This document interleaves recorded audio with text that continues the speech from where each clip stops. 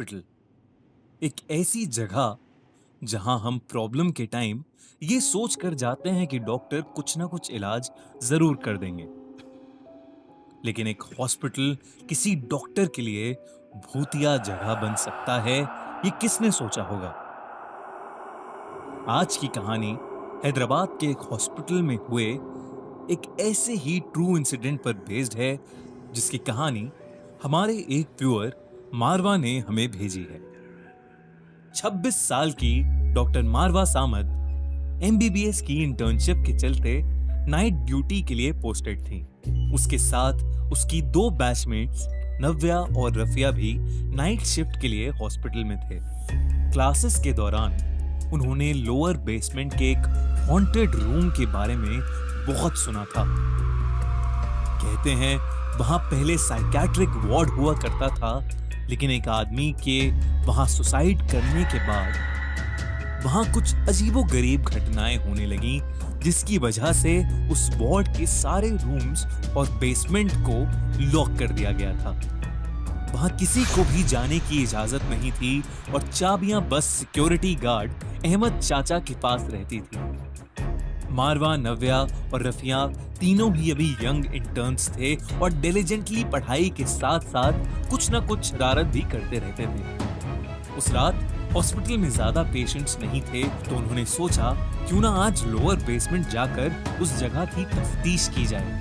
तीनों ने किसी तरह अहमद चाचा से छुपकर चाबी ली और बेसमेंट की तरफ चल दिए। सीढ़ियों तक पहुंचते ही एकदम अंधेरा देख नव्या घबरा गई और उसने सबको वापस चलने के लिए कहा, लेकिन कोई नहीं माना।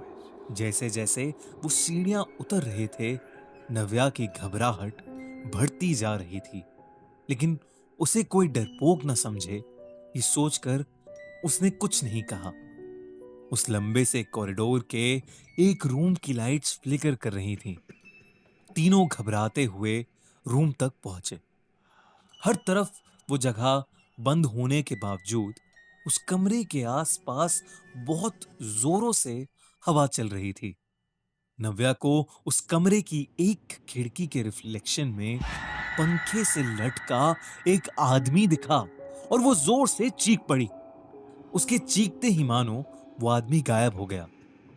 मारवा और रफिया उसके डर को देखकर जोर जोर से हंसने लगे और नव्या उन्हें फिर से कुछ नहीं बोल पाई। वो दोनों कमरे के और अंदर जाने लगे, लेकिन नव्या को अचानक बहुत ज्यादा ठंड लगने लगी और वो कमरे के बाहर चली गई। कमरे के बाहर जाते ही नव्या को ऐसा लगा कि किसी ने उसका पैर पकड़ लिया हो और वो जोर से चीखी। इससे पहले कि मारवा और रफिया कुछ कर पाते, उन्होंने देखा कि एक डरावना सा आदमी नव्या को घसीटते हुए कॉरिडोर के एंड तक ले जा रहा है। वो नव्या की तरफ भागे, लेकिन उस रूम का दरवाजा बंद हो गया और मारवा और रफिया उस रूम से बाहर नहीं निकल पा रहे थे।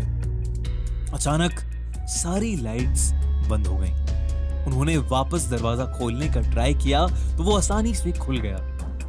बेसमेंट में एकदम अंधेरा था और मारवा और रफिया को कुछ समझ नहीं आ रहा था। उन्होंने जब अपनी टॉर्च लाइट्स ऑन की तो उन्हें ऐसा लगा कि एक साया कॉरिडोर में घूम रहा है। दोनों उस साये के पास आते ही बहुत जोर से चीखे और बेसमेंट से भाग निकले।